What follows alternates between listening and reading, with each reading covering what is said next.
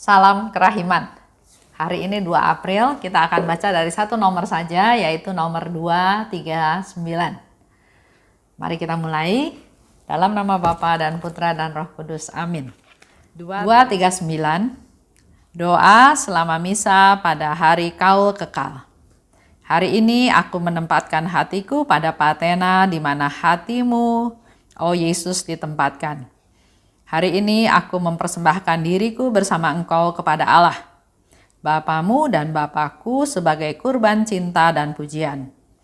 Bapa kerahiman, pandanglah kurban hatiku tetapi lewat luka yang ada dalam hati Yesus. 1 Mei 1933. Hari pertama. Kesatuan dengan Yesus pada hari Kaul Kekal. Yesus, mulai sekarang hatimu adalah milikku, dan hatiku seluruhnya adalah milikmu. Memikirkan namamu saja, ya Yesus, sudah merupakan kesukaan hatiku. Aku sungguh tidak akan dapat hidup tanpa Engkau, ya Yesus, meski sesaat pun. Hari ini jiwaku telah lenyap di dalam dirimu, satu-satunya hartaku. Cintaku tidak memiliki hambatan dalam memberikan bukti cinta kepada kekasihnya. Kata-kata Yesus sewaktu aku mengikrarkan Kaul Kekal. Mempelaiku, hati kita berpadu untuk selama-lamanya. Ingatlah kepada siapa engkau mengikrarkan kaul. Tidak semuanya dapat diungkapkan dengan kata-kata. Permohonanku sewaktu kami telungkup meniarap di selubungi pala, aku minta kepada Tuhan agar memberi aku rahmat untuk tidak pernah secara sadar dan sengaja melukai hatinya, bahkan dalam dosa dan ketidaksempurnaan yang paling kecil sekalipun. Yesus, aku percaya kepadamu. Yesus, aku mencintai Engkau dengan segenap hatiku. Setiap kali menghadapi saat-saat yang amat sulit, Engkaulah ibuku. Demi cinta akan Dikau, oh Yesus, hari ini aku mematikan diriku sepenuhnya dan mulai hidup demi semakin besarnya kemuliaan nama kudus-Mu.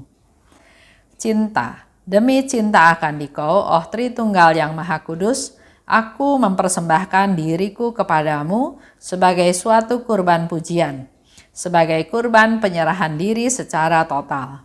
Dan lewat pengorbanan diri ini, aku ingin mengagungkan namamu, oh Tuhan. Aku menempatkan diriku ibarat kuncup mawar pada kakimu, oh Tuhan, dan semoga aroma bunga ini hanya tercium oleh Engkau sendiri. 239. Hari Kaul Kekal. Suster Faustina mau bercerita apa yang dia siapkan dan apa yang terjadi pada hari Kaul Kekal, yaitu tanggal 1 Mei 1933. Persiapannya, hari ini aku menempatkan hatiku pada patena di mana hatimu ditempatkan. Dia menyatukan, mempersembahkan hatinya untuk bersatu dengan hatinya Yesus. Dan yang kedua, aku mempersembahkan diriku bersama Engkau pada Allah. Dia berkata sendiri bahwa dia yang sudah menyatukan diri dengan Yesus dan dia bersama Yesus mempersembahkan diri kepada Allah sebagai kurban cinta dan pujian. Bapa kerahiman, pandanglah kurban hatiku, tapi lewat luka yang ada dalam hati Yesus. Itu permintaan Suster Faustina pada Bapak. Bukan mendikte Bapak, tapi begitu dia rendah hati, maka dia mohon pada Bapak, jangan lihat langsung padaku. Karena aku gak layak, karena aku Bapak, karena aku berdosa. Tapi lihatlah aku melalui lewat luka yang ada di hati Yesus. Hati Yesus luka, dilukai oleh tombak, hatinya sedih, hatinya pedih, karena masih begitu banyak jiwa yang hilang, yang tidak percaya pada Tuhan. Hati Yesus yang penuh kerahiman, yang berbelas kasih, yang peduli, yang mengampuni, yang mengasihi, itulah hati Yesus. Jadi Suster Faustina mohon kepada Bapak, lihatnya melalui luka hatinya Yesus. Jangan lihat langsung, karena kalau lihat langsung dia nggak berdaya, dia berdosa. Tapi Suster Faustina tahu dia sudah ditebus oleh Yesus. Dia sudah dibela oleh Yesus, bahkan Yesus mau menderita, mau disalib, mau wafat untuk membela kita semua. Termasuk untuk membela Suster Faustina. Dia begitu percaya, dia begitu yakin Bapak akan melakukan yang dia minta. 1 Mei tadi dikatakan, hatiku seluruhnya menjadi milikmu. Dia berserah kepada Tuhan, hatimu juga menjadi milikku. Bahkan di sana Suster Faustina bilang, ingat nama Yesus aja itu sudah menjadi kesukaanku. Coba Bapak Ibu pernah nggak mempraktekkan? Saya mau ingat Yesus. Tapi tiba-tiba 2 jam, 3 jam kemudian baru ingat lagi. Lah, selama tadi 2-3 jam saya sama sekali nggak ingat Tuhan. Mari kita coba. Saya juga coba keinginannya untuk setiap saat ya. Bahkan kalau Suster Faustina setiap denyut jantung, setiap tarikan nafas dia ingin menyebut nama Tuhan, dia ingin merasakan kerahiman Tuhan. Kita perlu terus berusaha untuk mencoba. Aku tidak dapat hidup tanpa Engkau. Ini sungguh-sungguh kepercayaannya Suster Faustina pada Tuhan Yesus. Dia begitu percaya, begitu mengandalkan Tuhan, bahkan dia katakan kalau nggak ada Engkau aku nggak bisa hidup. Hatiku seluruhnya menjadi milikmu. Dia serahkan semuanya pada Tuhan.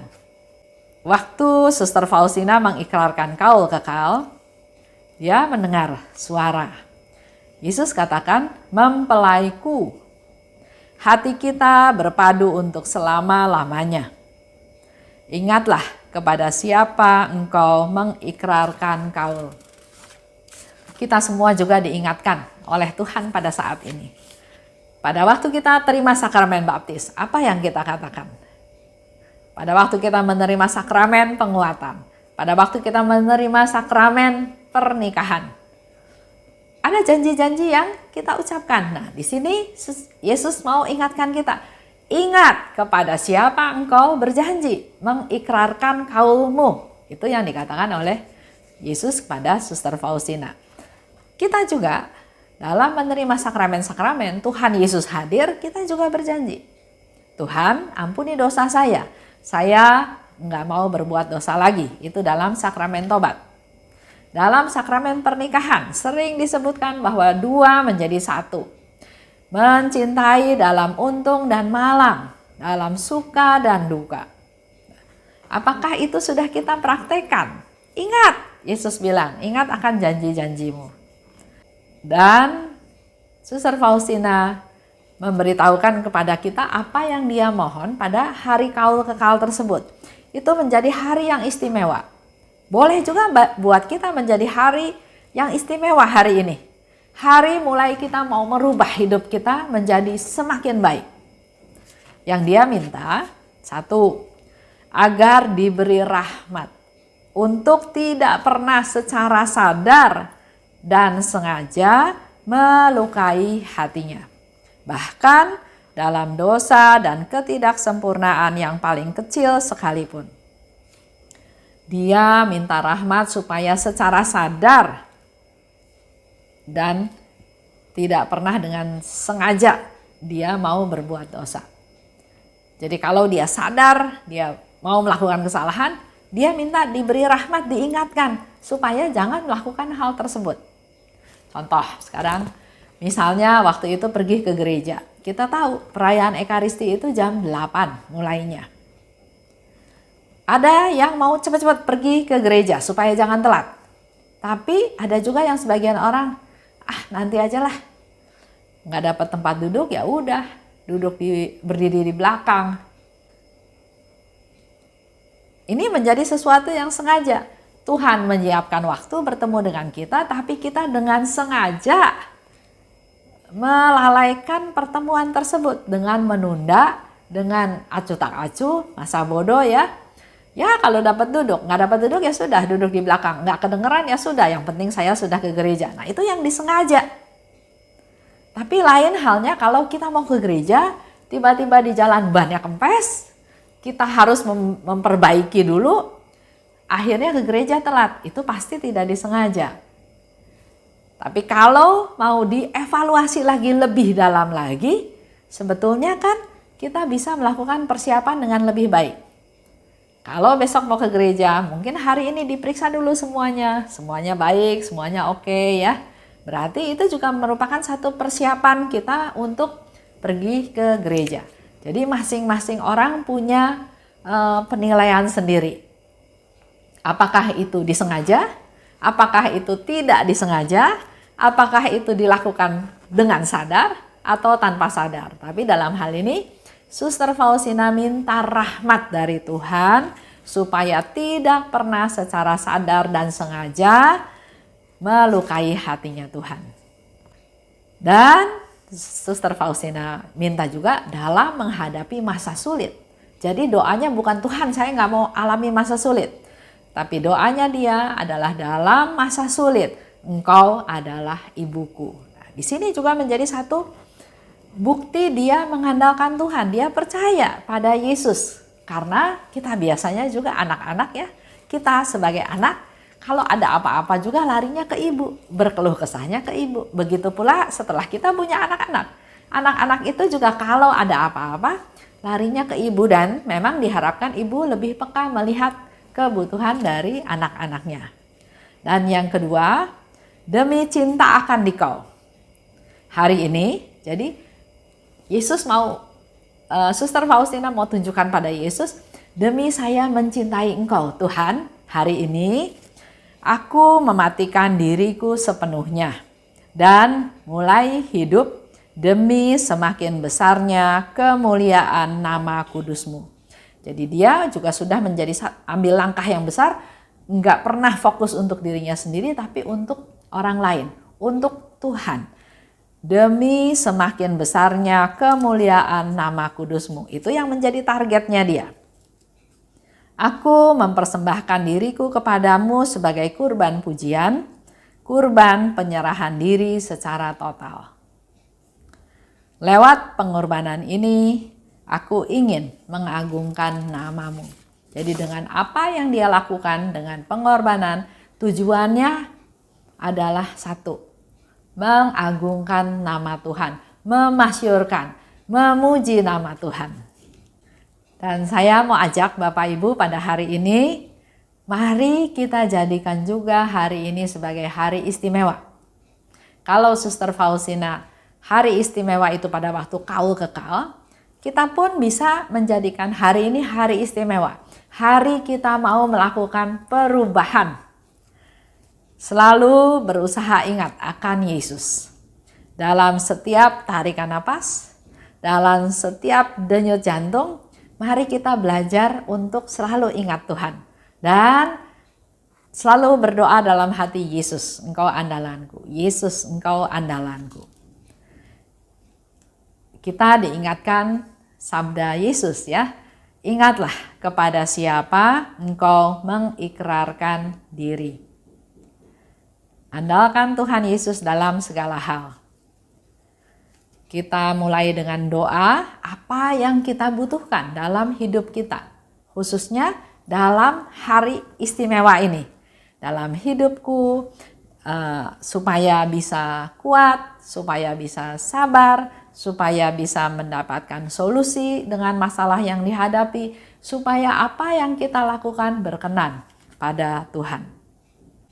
Mari kita persembahkan, percayakan hari ini untuk mengagungkan nama Tuhan.